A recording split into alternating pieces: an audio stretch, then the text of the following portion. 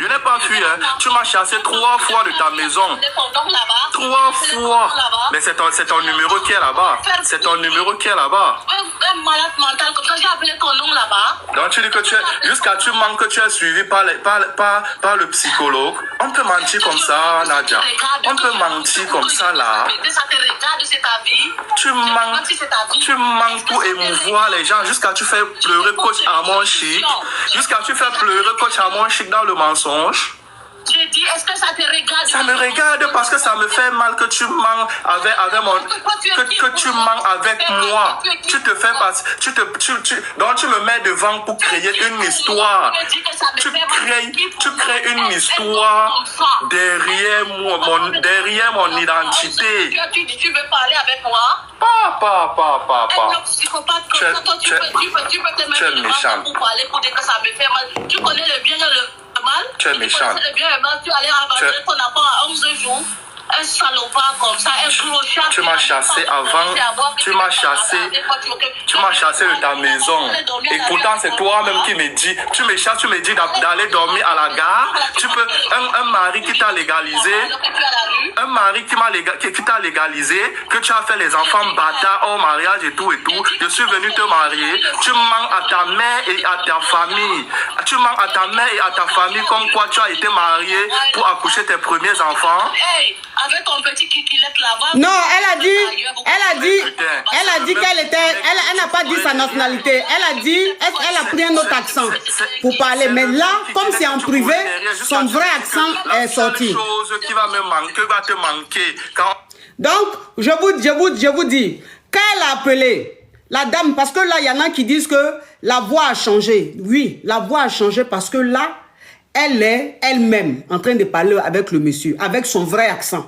Mais quand elle est montée sur le live ici, elle a pris un autre accent. Elle a parlé d'une autre façon pour ne pas qu'on soupçonne son accent. Vous comprenez un peu? Alors que là, elle n'est pas censée savoir que le monsieur est en train de l'enregistrer. Donc, elle est naturelle. Elle parle naturellement.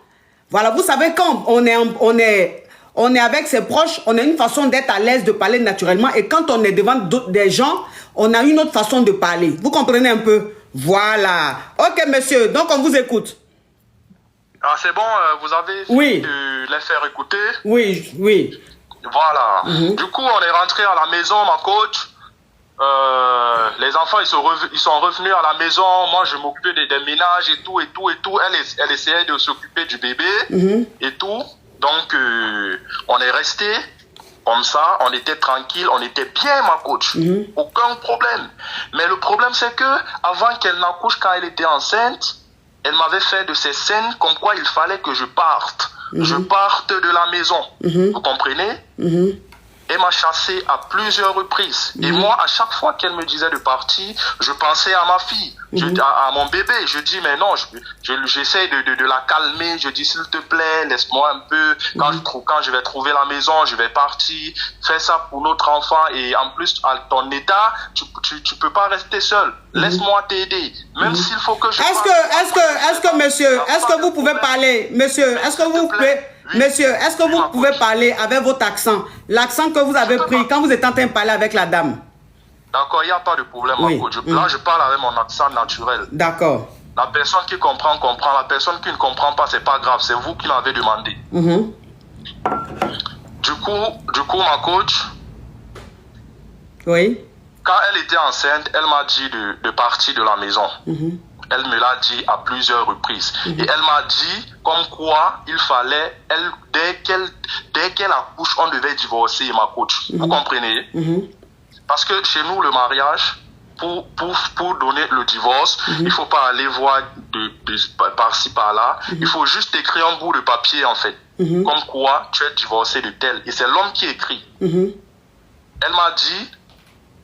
Quand on va, dès le jour qu'elle accouche, en fait, le jour qu'elle est sur le lit d'hôpital, elle m'a dit, s'il te plaît, donne-moi mon papier de divorce et tu pars. Elle me l'a dit, ma coach. J'ai toutes les preuves. Je ne parle pas au hasard. De la même façon que je vous ai envoyé les preuves d'où elle était en train de parler, c'est de la même façon que j'ai les preuves de ce que je dis, en fait. Parce que avec elle, vous pouvez vous pouvez être comme ça, elle parle quelque chose, quelques jours après, tu lui parles, elle dit non, elle n'a jamais dit, elle nie, ma coach. Elle te démarre.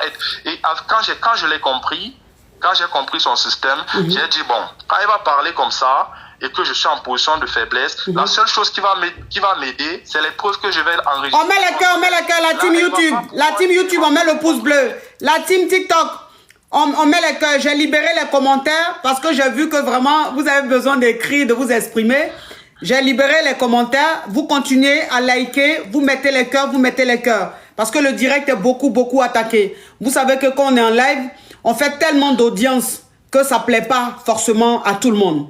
Ça fait que les gens, ils signalent au maximum. Donc, vous devez tapoter, Là, on est à plus de 22 000 personnes connectées sur TikTok. On est à près de 3 000 personnes connectées sur YouTube. Donc, ça ne plaît pas forcément aux gens. Mettez les cœurs au maximum. Vous mettez les cœurs au maximum, s'il vous plaît. YouTube, s'il vous plaît, likez le direct. Vous êtes nombreux, les likes ne sont même pas suffisants. Je ne sais pas pourquoi vous vous comportez comme ça. Vous ne pouvez pas suivre un truc qui vous fait du bien et vous refusez de liker. C'est injuste, s'il vous plaît. Donc vous likez, vous sortez des commentaires, vous likez le live s'il vous plaît. Oui, mon frère. Ma coach, elle a créé les faux problèmes pour que je parte, pour qu'elle puisse accoucher seule et reconnaître l'enfant seule pour profiter de la CAF, pour profiter du système de l'État. Parce que la dame, je vais vous dire, elle n'a jamais travaillé, ma coach. Elle a jamais travaillé. Depuis qu'elle est en France, elle n'a jamais travaillé. Elle vit que des aides. Vous comprenez?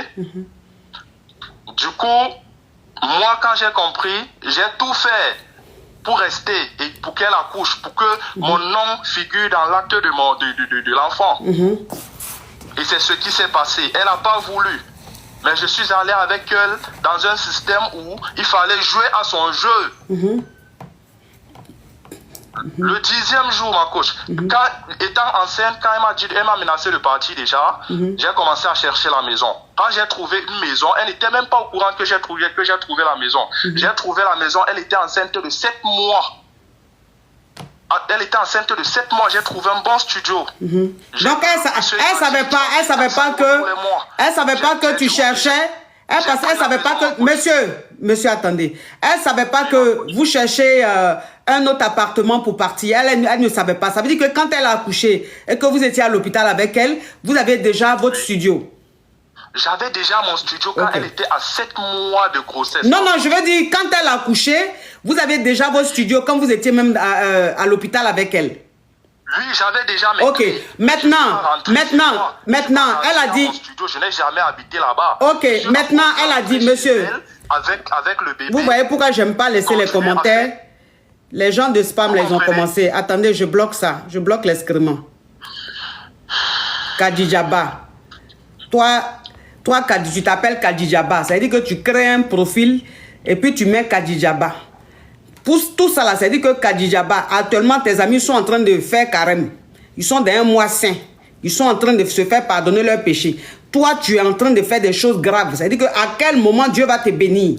À quel moment aussi on va te pardonner tes péchés? À quel moment bénédiction va venir sur ta vie? Parce que même moi de carême encore, tu as mauvais comportement. Tu es mauvaise. Tu viens attaquer une pauvre dame qui ne fait pas du mal à quelqu'un, qui est en train de faire son show.